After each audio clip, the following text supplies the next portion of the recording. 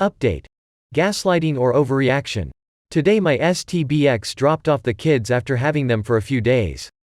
He told me yesterday he would be dropping them off at noon. When 1 o'clock arrived, I was a bit worried.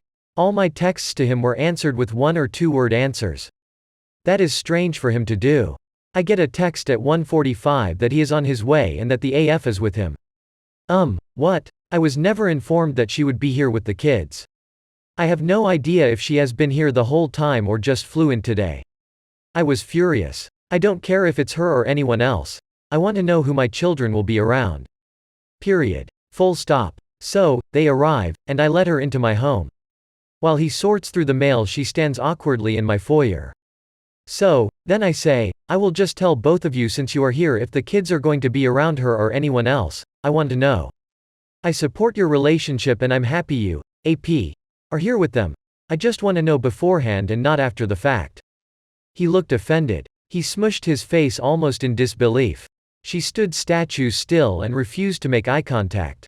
I understand her position. She was in enemy territory and then I hit her with a bomb. I'm not mad at her, she probably had no idea he didn't tell me. Maybe he lied and said he did, who knows? But she is a mom, I'm sure she gets my point, whether she agrees or not. My issue is with him. I know I'm right. I know it should be a non-discussion, common sense if you will. But no, he left being very cold to me, and I started to second-guess my decision to say something. Did I let my emotions get the best of me? Or did he gaslight me and make me feel like I'm crazy? Did they think because we had one meeting that she had the green light to play stepmom now? Update. Publicizing paradise. Newlyweds always look forward to their honeymoon. White sandy beaches, tropical drinks with little umbrellas, sex all day and all night. Paradise, right? Well, my STBX and I never took one. We were in the process of buying a house and could not afford to do both. Well, I say we were buying a house but in reality, it was me. I put the 20% down and the mortgage deed is in my name because he was broke and had terrible credit. But he said he was okay with skipping the honeymoon and that when we were married for 10 years, we could take that honeymoon together. Super sweet, right? Well, we booked the Bahamas trip for August 2020, but COVID had other plans. Thanks, COVID face with rolling eyes. Then as you all know, he and the AF started their little relationship in September of 2020. Well, this weekend he took our honeymoon trip, with her. A lot of really crappy things have happened since I found out about the affair in November, but this one really hurt. I gave this man 13 years of my life, 2 kids, a home, bought him 2 cars, made countless meals, stayed up with newborns and sick children, shuttled the kids to activities, etc. And my reward for years of doing literally everything was taking her on the trip we booked together. He really twisted the knife he plunged into me with this one. So, this past weekend I unplugged. Took the boys to the beach and had our own mini vacation. I was keeping myself occupied and spent time making memories with the boys. Saturday evening after the boys are in bed my phone rings. It's my XML. She probably is just checking up on the kids. A bit of backstory, they've had a rocky relationship over the years, and he does not speak to her things that I found out later were mostly just lies and stories he made up in his head. Anyway, I ignored the call. I just didn't feel like chatting. A few minutes later my ex-SIL calls me. Now I think something is wrong. I answer. She is concerned and angry. Are you okay? What's going on? Have people been calling you? I was so confused. Well, as it turns out his AF took a picture of them together in the Bahamas, posted it to her Facebook, and tagged my STBX. What? I was in complete shock.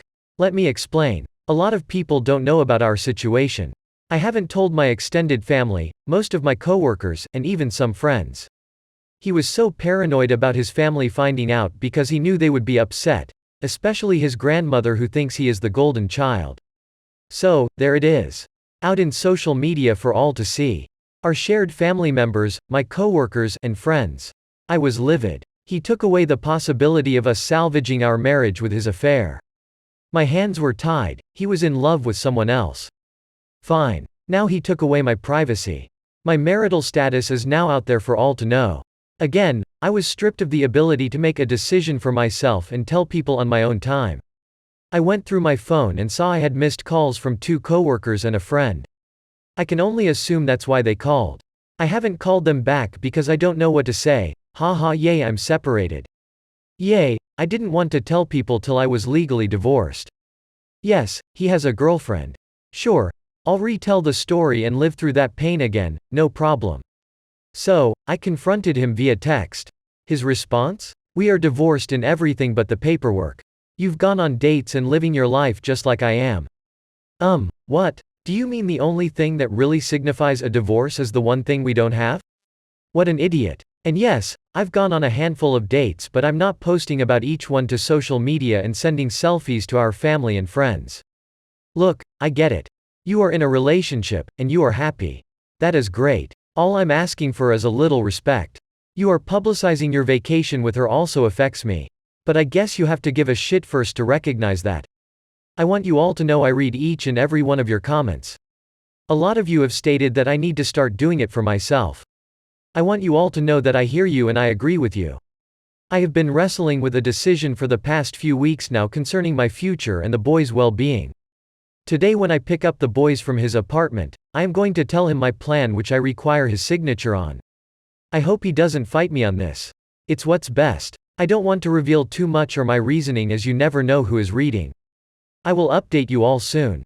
Update. Home sweet home. Months ago, when we started the mediation process, there was a great deal of negotiating. We both flip-flopped on our wants and made compromises. One thing I was never willing to compromise was retaining the house in the divorce. I made concessions and declined alimony but never wavered on the house. It was agreed that the house would be 100% mine and there would be no alimony. Now, because my STBX was so done with the mediation process and looking forward to his new life, he never took the time to have the house properly assessed. Instead, he opted to just take a number off an outdated website and use that as our base point to figure out the home value. Idiot. Our mediator did the numbers based on what we owed on the house and what our profits would each be. Then she figured out what alimony over a period of time would be, and it was close to what his profit for the house would be. So, he agreed to the arrangement. But the home value was inaccurate. He didn't know that, but I did. So, now that our divorce agreement filed into court has me owning the house, which is only in my name BTW, I had to have him sign off that I could sell it before the divorce was finalized and that he could not retain any of the profit from the sale. He came over to pick up the boys and I talked to him about it. I explained how a move would help the boys as we would go live with my mother who lives in a fabulous school district. It would also help me to not struggle financially and allow me to return to school for my third degree without worrying about tuition or childcare. Our kids would have round-the-clock care from me and my retired parents and be close to their cousins who also live in that town. He agreed it was a good idea, signed the paperwork, and left. I immediately sent the papers to my lawyer. A weight has been lifted off my shoulders. The next morning, I awake to a long text message from him. With time to think and time to speak to his AP probably, he became very angry. He accused me of making a selfish decision and that it wasn't best for the boys. So, you mean to tell me a better school system, town-sponsored sports teams, living with grandparents who have time to spend with them, going to school with their cousins of the same age and allowing me the ability to not struggle financially and provide them with more as a selfish idea? So, I asked him when he plans to move across the country to be with AP. Will that move be in the best interest of the boys or him? Silence. He knew I was right, so he switched gears. He then complained about the commute for him to pick up and drop off. I reminded him this move adds to my daily work commute as well and is not just an issue for him. But it would benefit the boys, so I'm willing to do it. Plus, it's only 18 miles farther from him. It isn't clear across the state. Then the real reason, he wants money. He said he deserves some of the profit for the money he contributed for 10 years. Okay, I see your point, but you gave me the house willingly after I declined alimony. Then you signed off willingly that I could sell before the marriage was finalized. You should have done your research about what the house was worth like the mediator suggested instead of just relying on the internet. If I give you a dime, it's out of the goodness of my heart because I'm not obligated to do anything for you. So, I asked him, after all these months and what you put me through, do you deserve my kindness? He changed the subject and complained about something else. Avoiding the question and the obvious answer. Now I get to truly start over. My boys and I will be surrounded by family who loves and supports us. I will have zero financial worries, be able to return to school, put money away for the boys' college, and have enough left to put down on another home when the housing market settles down. This is a decision that was necessary for my future and the future of my boys. I've been waiting to get to the point to be able to do this, and the time is now. The boys will start in a new school with their cousins in September, and I am already looking into town sports and activities for them. I know my STBX is angry and bitter about this, especially since his hands are tied. But he made a decision for himself a few months ago to start this affair, and that was exactly how I felt. Now we both move on and look toward the future we selected for ourselves. Update. Layups and rebounds. The past few days I spent at the beach with my dearest friend and her children. The kids played, ate pizza, swam, and made great memories. We all did. I appreciated the mental break from life and just kicking back and soaking in all life has to offer. In the evening we tucked in our children, who were rightfully exhausted, and then sat outside in the warm salty air and talked. We sipped white wine and gabbed for most of the evening. It was so lovely and a reminder that good friends are so necessary. The family that you can choose. Of course, our conversation drifted from time to my STBX, and that is to be expected. She started speculating on why and when and all other factors that could have led to his decision, and there were so many questions. After finishing our glasses, we came to the conclusion that there is no rhyme or reason, and logic fails us in this inquiry. What we did start to explore, which I had not previously, was what were her motivations.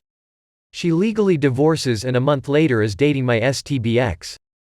Granted, they were friends and former colleagues, but to jump right into serious dating less than a month after a divorce seemed strange. My friend then said, she didn't even get the chance to have a rebound. Then it hit me, is my STBX the rebound? A man was giving her comfort during a difficult time, giving her gifts, flying to her, etc. Is it possible this is a safe and comfortable rebound for her? Aside from regular visits, he has flown out there 3 times just to accompany her to weddings.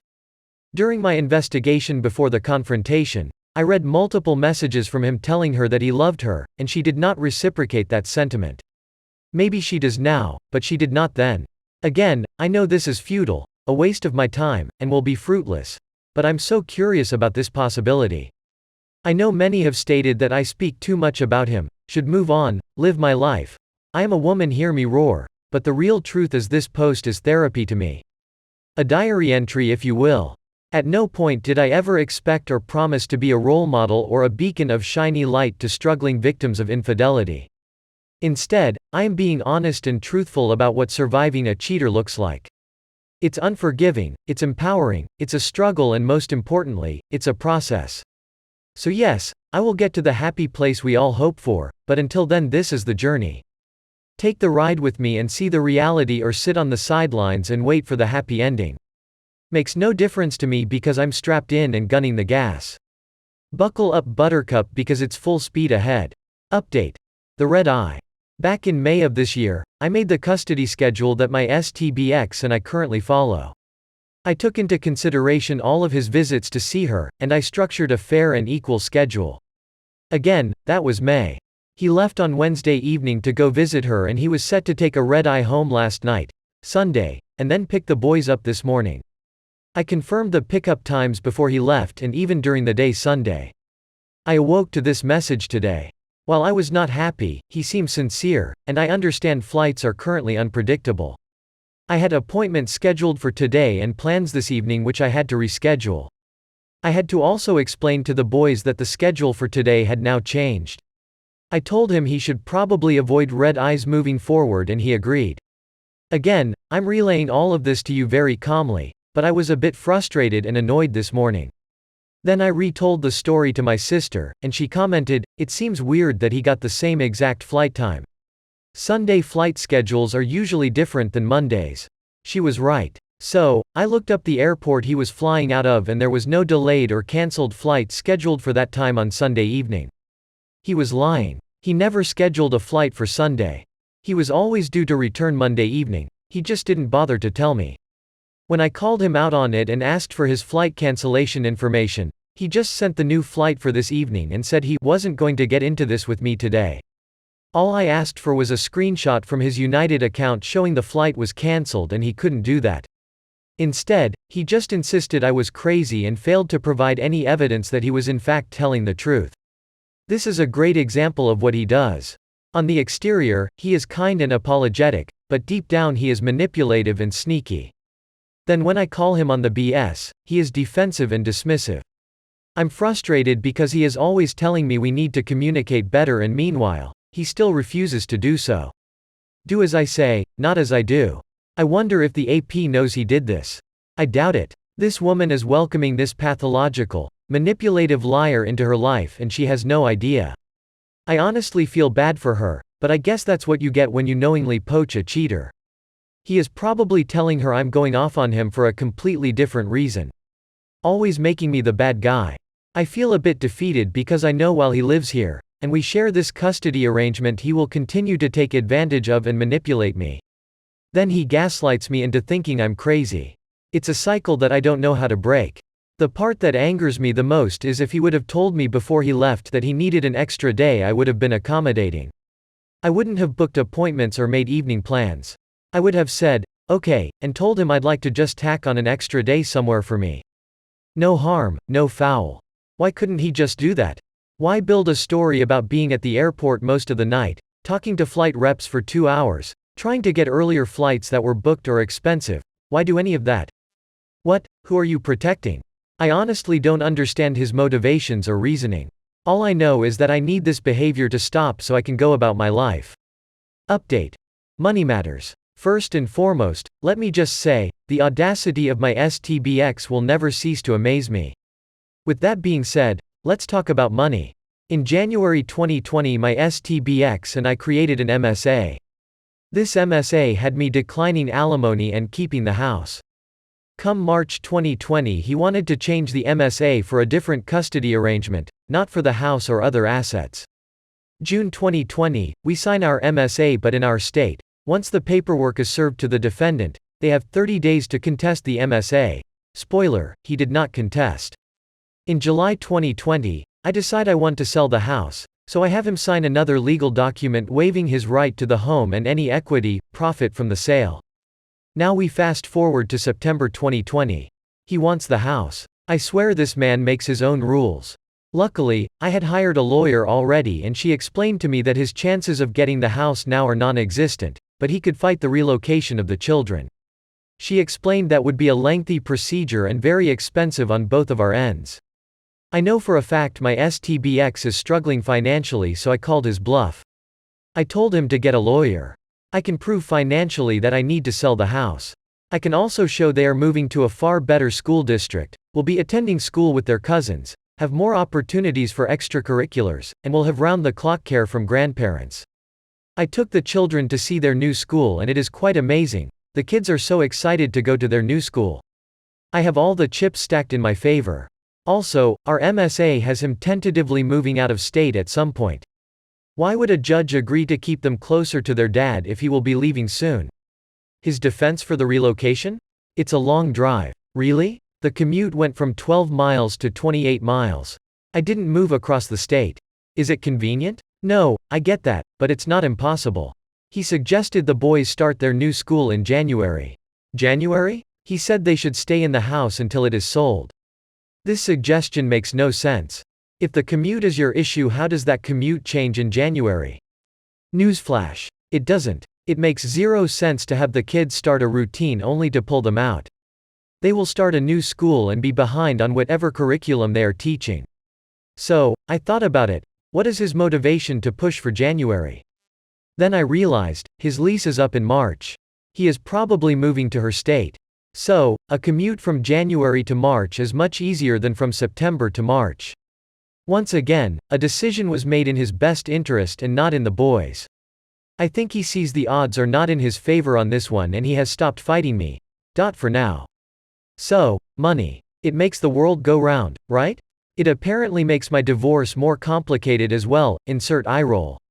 My STBX, since learning I would be selling the house, has asked me on different occasions for $5,000, then $10,000, then $15,000, and now with the threat of lawyers, $20,000.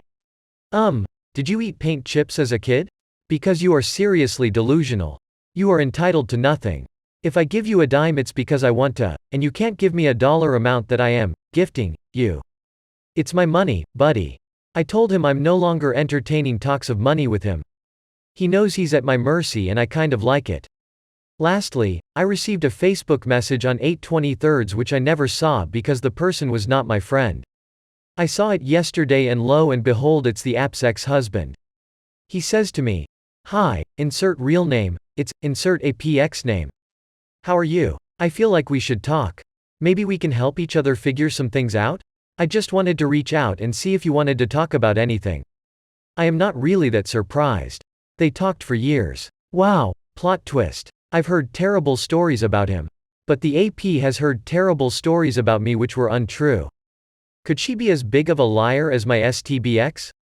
Could the Apex know more than I do about their affair when it comes to timeline? Maybe he knows a move date? I feel like this is a conversation I should entertain, but cautiously. I messaged him back and I'm awaiting a reply. I will post once I have some answers. Update. The Apex, the 10th of September 21. Readers, I'm sorry it has been so long, especially with the cliffhanger I left you with. My life, as usual, has been a bit upside down. Between moving, selling the house, starting back to in-person school and my graduate program I don't know if I'm coming or going. But I of course made time to speak with the app's ex, Apex. First of all, as I stated in a previous post, I was told this man was a terrible person. A drunk, a gambler, a womanizer, etc. And stupid me, I listened. But now I can hear the other side of the story. One that isn't tainted by my ex and his AP. I learned so much, so forgive me if it seems all jumbled. I have no idea where to start. So, in a nutshell, here's what I learned. He did have a drinking problem but got sober in 2017. The Apex has known that they have talked for years and unlike me, knew there was romance brewing. I learned that my STBX met her a few years ago for dinner when she was in the area for work, and he told her that he loved her. She told her so and he said he knew at that moment something would happen with them eventually and he shut down emotionally with her. That was the beginning of the end for him. He confirmed my notion that she liked to be fawned over. He suspects she entertained my STBX for the attention and to receive attention from her so. Gross, right? Anyways, they were not meshing and grew apart. They did not divorce in September of 2020 as I was told, but instead, they separated at that time and weren't legally divorced till March 2021. Even grosser, right? She raked this man over the coals financially as well. She closed out their joint account and took all the money and then filed for divorce. What a peach, huh? She brought up his 2017 rehab stint to get full custody with supervised visitation for him. She is also introducing him to her family and friends as her new boyfriend and leaving out the affair and the fact that he is married still. The Apex is apparently still friendly with her family and some friends and wants to make sure that this fact becomes common knowledge. Justified exposure and I'm here for it. The Apex also thought my STBX was already living in their state and was not aware he was staying in her house with her when he visits. Spoiler. It's his house, not hers. Needless to say, he is not happy about this. He was also not aware till he found me on Facebook that we had children together. Apparently, this wasn't an important detail for the AP to bring up when she mentioned my STBX to him. He also confirmed that she is a spender, money is like water, and she will probably bleed my STBX dry. We ended our hours-long text chain with a job for each other. He is tasked with finding out the official move date for my STBX and he would like to know when he is traveling to their state and staying in their house. Phew, that was a lot. I hope you were able to digest all of that. I had a rather expensive phone call with my lawyer the other day. It turns out he can challenge the MSA for the house, but it will be a long process and the divorce will probably be finalized by the time it goes through. She also said the timing isn't good, as he had 35 days to dispute the MSA and he has waited until after I put the house on the market to fight for it. She assures me the judge will see this as a backpedaling money grab on a legal document that we both agreed to and won't support it. As for my relocation, he can also dispute that, but I officially live in this new town and have completely moved out of my house. My STBX claims I violated my MSA with legal custody enrolling them in a new school. My lawyer again reminded me I am the custodial parent and if I moved, they have to go to school wherever I live. He is still pushing for the 20K, and my lawyer is confident he has zero grounds for receiving it and will ultimately give up this fight as it's an expensive legal process and he is currently in the red financially. Oh, get this, the boys had their first day of school on Thursday, 9/9, and I was going to pick them up from my STBX place on 9/8 and bring them with me so that they can start fresh in the morning. The evening of 9/8 was technically his night to have them, but he agreed to me taking them days prior. So, he sends me a text claiming that 9/8 was his night and that he would keep them home on their first day of school unless I agreed to the 20K. Excuse me, did you just hold my children prisoner for a check? Are you admitting truancy? I told my lawyer this and she balked. She said this will be the first screenshot she presents if and when we go to court. The bottom line, nothing is in his favor. His AP is trying to squeeze me like she did her ex. But baby girl, you don't know me, so you obviously don't know whom you are fucking with. Update. Playing the Long Game, September 20th, 21. Have you ever seen A Bronx Tale? It's a classic coming-of-age mafia drama with a touch of romance and a dash of racial tension. Okay, I'm not Siskel and Ebert, but I think this film is a must-watch. Lately, I've been thinking about this film much more. There is a scene in the movie in which the young protagonist is angry at a kid who has not paid him back the $20 that he lent him. Sonny, the wise crime boss, father figure asks him, "Was he a good friend of yours?" And the young man replies, "No, I don't even fucking like him." So, Sonny tells him, "There's your answer right there. Look at it this way, it cost you $20 to get rid of him. He's out of your life forever." I keep circling back to this scene because I feel like it is so relevant to me now. My wish, selfish as it may seem to some, has always been that my STBX would move away and leave my boys and me to move on peacefully. Is it possible that by giving him a check I could make this happen? Again, I'm just toying with this idea. I know my STBX. I know what he ultimately wants, and that's to leave and start a life with her.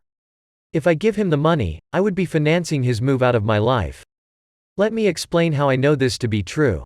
Last week when we argued about money, and he asked for a ridiculous sum of $20K to pay for his expenses of shuffling the boys back and forth and wear and tear on his car, I called his bluff. I told him I'd give him the $20K but stipulated that he can't move out of state for 2 years. He was enraged at this. "You can't tell me what to do with it and where I can live, blah blah blah." If he really wanted money to pay for commuting expenses for the kids, like he claimed, he would have snatched this deal. But he didn't, so I know he has no intention of staying. So, and I said if I decide to give him money, it would only be carried out after he signs a legal document stating that he is receiving a one-time payment. I have been more open to this idea because 1. I want him to go, 2. My house is under contract, and I am receiving well over asking 3. If he moves out of state, he owes me close to $1K a month in child support and I'll make my initial investment back in no time. But I also hate the idea. This man bet it all and won. I was the victim and I lost, and I feel like I keep losing. I know I'm playing the long game here, and years from now when the AP bleeds him dry and or he cheats again, because he will, and or my kids grow to learn what he did and want no part of him, I will have won. But I feel like for that to happen I have to take some lumps now. I'm going all 3 rounds and the bell hasn't even rung for the end of the 1 street. I have a lot of thinking and talking to my lawyer to do. Is it another loss for me to give him the money, or is it just another of my elaborate, yet patient, plans like the one that started this post months ago? I'm still debating. Update. Father of the Year, September 24th, 21. Sometimes, and only sometimes, my life shocks even me. I sit back and look at the situation and think, this poor girl. How did she ever get here? Then I snap back to reality and realize that the poor girl is me. Just when I think the worst has been done and I've seen it all, another event surprises even me. It's like I'm walking around in a complete state of disbelief and my jaw is locked in an open and stupefied position. 4 very short days ago I actually had a moment of weakness and entertained the idea of giving him what he wanted, yet again, and signing a check over to him. And then, just to kick himself in the pants, today happens and now there is zero doubt in my mind. He will never see anything from me and that's the only thing he will be able to take to the bank. Wednesday and Thursday nights, according to this month's custody schedule that he made, were supposed to be his overnights. He told me a few days ago that he had to be at work very early Friday morning and asked if he could drop the boys off Thursday evening and lose his night with them due to work. I said, okay, and we kept it moving. Today, Friday, while at work I get a text from Apex. The AP text him to warn him that my STBX would be there at 8 a.m. Saturday morning to watch their oldest child's sports practice. She wanted to give him a heads up and asked Apex to be respectful. This would be the first time they have met. Apex isn't thrilled about it, and I don't blame him. But Apex texted me to give me a heads up that he was in their state. But wait, how could this be? He had to go to work this morning. He usually works from home #ThanksCovid, and there is no way he could be there. So, I thought about it. How could I figure out that he took a flight this morning or potentially after work today? Then I remembered, he has my EZ Pass in his car. If you don't know what EZ Pass is, it is a toll pass transponder that allows you to zip through road tolls but records the date, time, and location. So, I returned to my Nancy Drew days of yore and logged into my account. And there it was, he left his apartment at the first toll at 5:58 a.m. and exited at the toll for the airport at 6:03. Yes, it's a short distance, especially at 6 a.m. This was not the direction he needed to head to for work. He obviously boarded a plane this morning. So, he gave up an evening with his kids, on a night he scheduled, to go to see her and her children, and then lied to me about it. Just to be at her son's practice and eat dinner with them and not his own boys. Ladies and gents, I present to you, father of the fucking year. So, I call him, multiple times. No answer and forwarded it to VM most of the time as well. Then I text him, and he reads but does not respond. Then he finally responds almost 3 hours later and says he was on a plane and wasn't ignoring me and he didn't board until after he was done with work, which was after 1 p.m. Then I tell him I've seen the EZ Pass and he reads my messages and doesn't respond. He has been caught. He has no defense. Caught in a time-stamped lie. How can you defend yourself from that? Spoiler. You can't. But honestly, I'm happy. So happy. He helped me make my decision about the money. For the tiniest second, I thought we were going to reach common ground and be amicable. That we've established mutual respect and we're going to be forthcoming adults.